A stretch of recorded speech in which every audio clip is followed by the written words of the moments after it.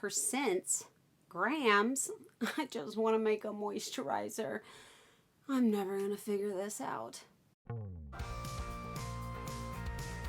Cosmetic formulas are written in percents for scalability, or the ability to create just the right amount of product, whether you want to make 1 ounce of product or a bucket of it. I'm going to teach you how to write a proper cosmetic formula, written in percents, and yes, you're going to figure it out. Have you ever heard the saying, anything worth doing is worth doing right? Well, when it comes to cosmetic formulation, there really couldn't be a more true saying. Writing a proper cosmetic formula seems a little complicated, but I promise it's not as hard as you think. So there are a few things you need to know first before you learn to write a formula. You really should learn how to write them properly. If you want to learn and grow in this hobby, it will be so much easier if you're doing it right. I promise I am not trying to overcomplicate things, and sometimes learning to formulate can feel a little math heavy, but I promise I'm going to make things as simple as possible. And if you ever feel lost, you just need to go back a couple steps in the process and keep moving forward. This is one of those things that if I tried to jump ahead, I would find myself lost. You really have to start at the beginning, learn step 1, 2, 3. If you're looking around and have no idea what's going on, chances are you've just moved a little bit quickly and you need to go back a few steps, simplify things, and move forward from there. So cosmetic formulations are always written in percentages, always. And the percentages always add up to 100%. 100% of the time. They're also recorded using metric measurements. It's important that you use weighted measurements also, not volume. That means that they'll be measured in grams, not cups. Grams, not liters.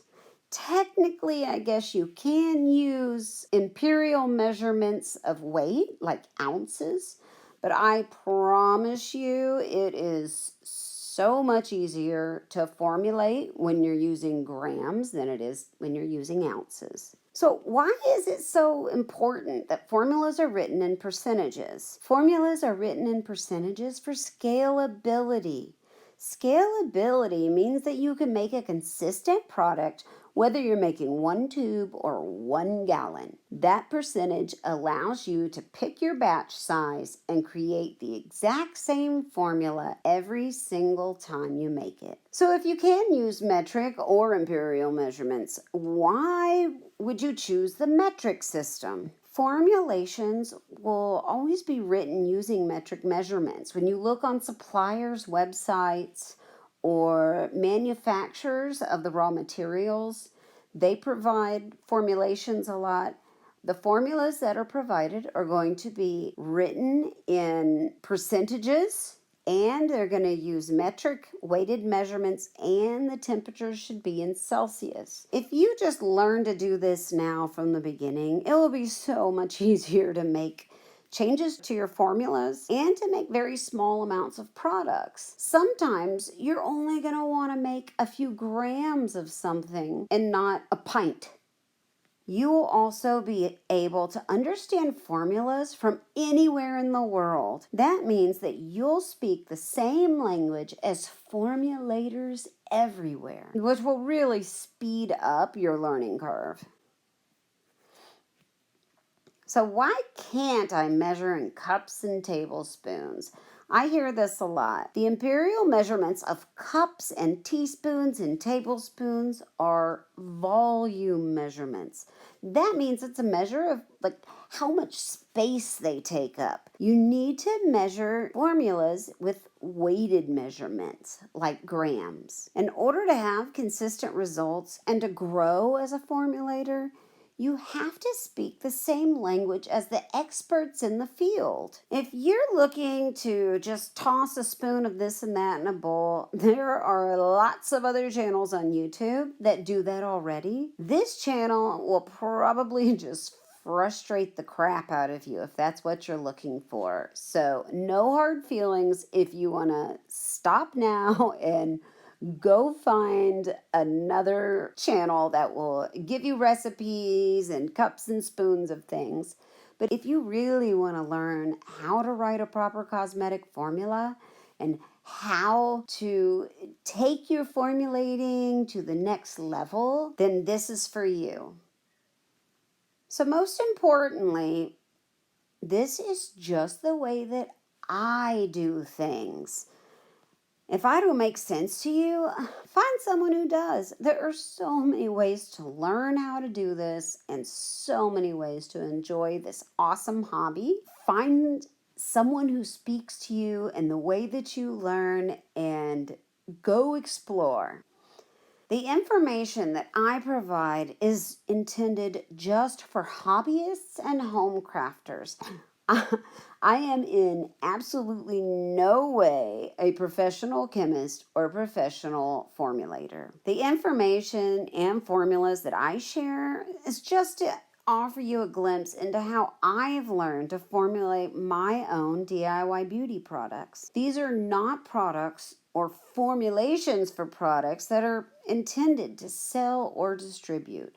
They are just products for your personal use. I want to teach you how to formulate and how to understand my process so then you can go and make your favorite products, your dream beauty products that check all of your boxes and work great on your skin. I'm not suggesting that you even make or use any of my formulas.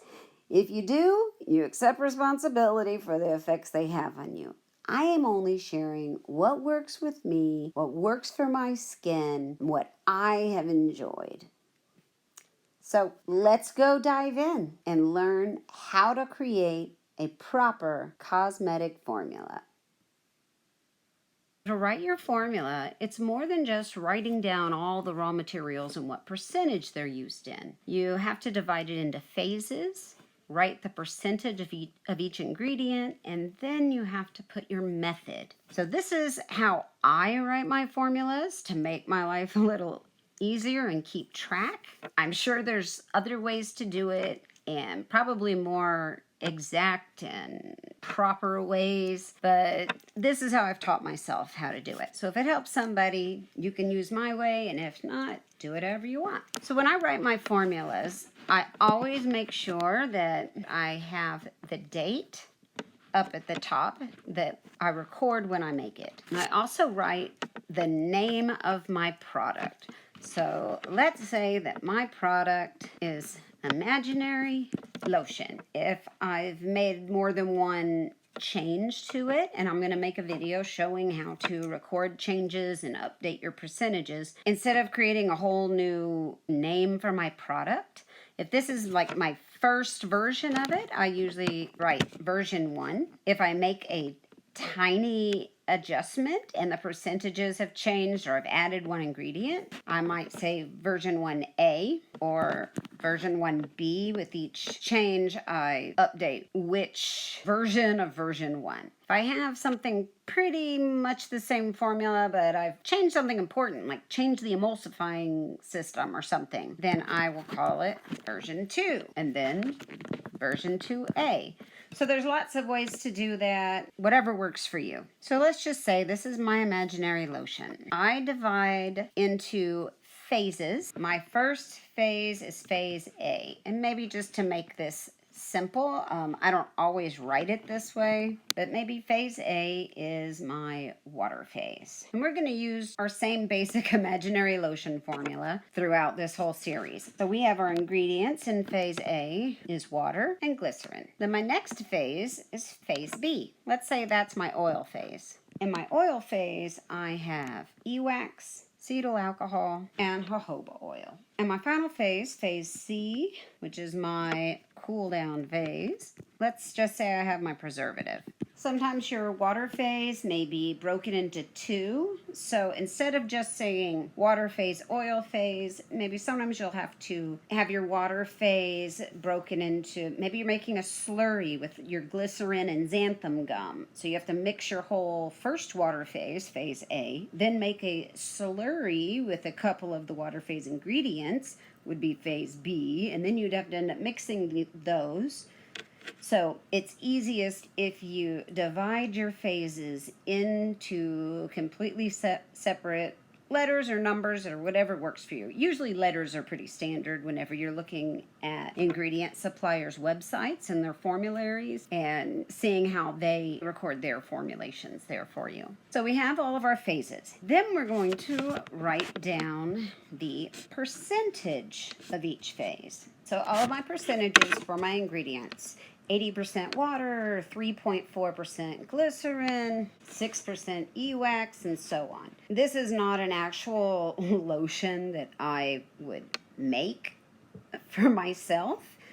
Whenever you see the next video, you'll understand kind of how these numbers got here and how these percentages were chosen. I've just decided to kind of stick with the same formula through this whole series, just so you'll, to make it a little easier to understand my process. So we have the percentage of all of our ingredients. Whenever I have my whole water phase that's written down, I write this, WWP. That stands for weight of my water phase. This will remind me when I get to after the addition of my water phase ingredients. So if say that A and B were both all water phase, when I get to the point where they're all combined, then this reminds me to weigh my water phase out and make sure that I record it with the bowl and everything, so that after I take it off the heat, I can replace anything that has evaporated, any water in the water phase. My oil phase,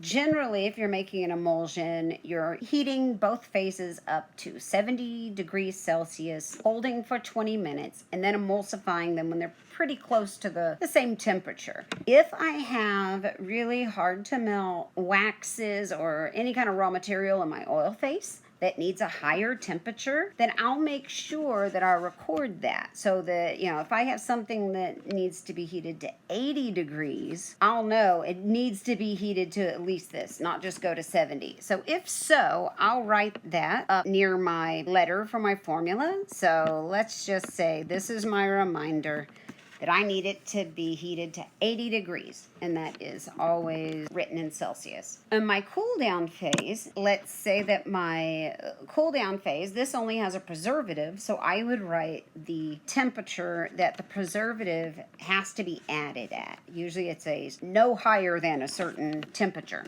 So let's say my preservative needs to be added at 50 degrees or below. So that will remind me. If my preservative was 50 degrees and then I had some other ingredients in my cool down, let's say some sort of cosmetic active, and it can't be higher than 40 degrees, then I would make sure that whatever the lowest number is there, that's the one I record. So I make sure my whole cool down phase goes in when it is at the highest temperature all my ingredients can be added at. So hope that makes sense. So that's how that gets written whenever I'm writing my formula. So this is what it would actually look like. I don't write water phase, oil phase, because I can tell by looking at it, but if that helps you, that's what you should do. Next, I figure out what size of batch I need to make. Figuring out how much you need to make in grams in your measurement is really important. So I would think, what's the size of my container? Let's say I want to make a 4-ounce tub.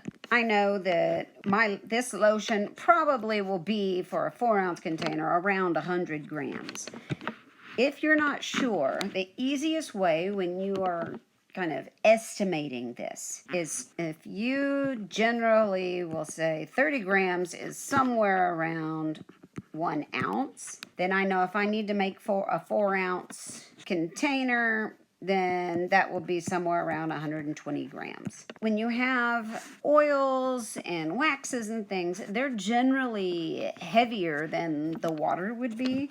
So I know that 120 grams is probably going to be more than that 4-ounce container. But if you want to be safe, if you want to have a little bit extra made to keep for a sample, to check for stability and those kind of things, make sure your preservative works right, I like to have a little sample. I set aside, I have it labeled, and I don't touch it. And then the rest of it, I can use it and enjoy it and see how it works. You also have to have a little bit of built-in room for just product waste. There's going to be a little bit of lotion that's stuck to the inside of your bowl or onto your spatula or things like that. If I were playing it safe and I needed a 4-ounce container, I would plan on making like a 120 gram batch. So right in this box, that's where I write my batch size. I would have 120 gram batch. Then that's where I would go and figure out all of my gram measurements, how much I actually need for each ingredient. I'm going to show you how to do that in the next video. Converting percentages into grams, it's really, really easy. That's where I write that information. So I know that every one of these will have how many grams I need in my formulation. The next column is where I write my actuals, how much I really put in that formula. Say I was mixing this up as I was putting my water phase together, and I added my, however many grams of water. If I made it exact, I would give myself a check mark. If I added a little bit too much, so let's say I needed 96 grams of water. If I put 96 grams, I would put a check. If I went a little over by accident, say I went to 99, then I would write 99 grams. That's how much I actually added into my formulation. And then I would do that for every ingredient as I weighed and mixed. That's what that column's for. That's like my actually working column during my experiment. So then we need to write our method. This is something that can be very helpful as you're going and as you're planning on making a product. Basic emulsion is usually pretty easy because you're heating your water phase and your oil phase, and then you're doing a heat and hold, then you emulsify, and then you add your cool down. But there have been times when there's special ingredients that maybe I'm having to mix my water phase or my oil phase into separate phases and add them at a specific temperature. And I go back and look at my formula and I realize I can't remember what I did. Even just making your method very short and simple, that's what I do, just enough so that I can understand. I would make notes like this: mix phase A, mix phase B. Let's just say I only needed to heat them both to 70. Heat to 70, hold for 20 minutes. High shear, A plus B, and then add phase C at 50 degrees. So that would be my method. Short and simple, little notes for myself. This is all just for your personal use and information. When I'm showing you my formulations, this will kind of show you what you're looking at when I share them with you. This is just my way. There are lots of different ways to do it. This is what works for me. Thank you so much for watching, my friends. Like, comment, subscribe, share beauty, spread love. I'll see you soon.